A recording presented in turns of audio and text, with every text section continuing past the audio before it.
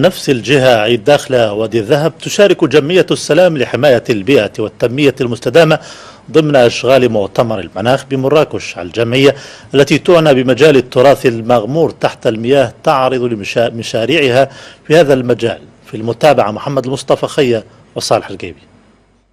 داخل المنطقة الخضراء المخصصة لعرض منتوجات المجتمع المدني والفاعلين الاقتصاديين المشاركين في قمة المناخ كوب 22 بمراكش، وفي أول مشاركة من نوعها على الصعيد الوطني تشارك جمعية السلام لحماية البيئة والتنمية المستدامة بمشروع يرمي لعرض التراث الثقافي المغمور بالمياه.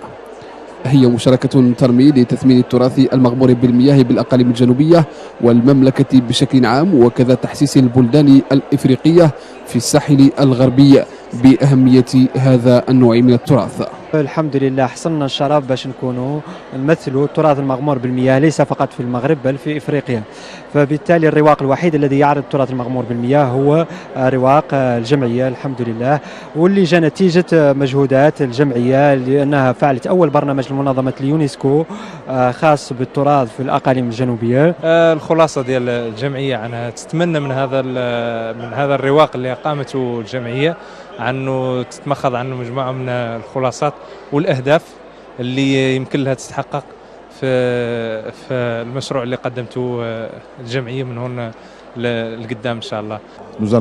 سنعمل على إعداد اتفاقية تعاون تجمع جمعية السلام ودولة السنغال من أجل العمل على تعميق البحث في التراث المغمور تحت الماء.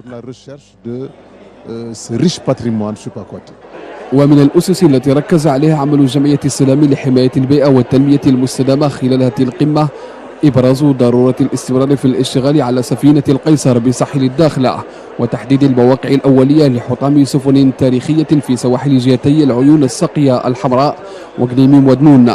وإلى جانب هذه الجمعية يشتغل المركز الحساني لتنمية وتثمين التراث الثقافي على التراث المغمور الذي جاء كتوصية للمؤتمر الدولي الأول بالمغرب. إن شاء الله في هذا المركز اللي نحاولوا على أن نعدلوا جرد للتراث الثقافي بصفة عامة سواء مادي ولا مادي، اللي نحاولوا نعدلوا جرد ونحاولوا نعدلوا التوثيق ونحاولوا نديروا نعرفوا به في العالم، لأنه هذا المركز لن يقتصر على جهة الداخلة بل جهات الصحراء الثلاث، وعندنا هدف نسعى له على أنه اللي نفتحوا على البعد الإفريقي بحكم على أنه هناك عادات وتقاليد تربطنا بين إفريقيا والمغرب.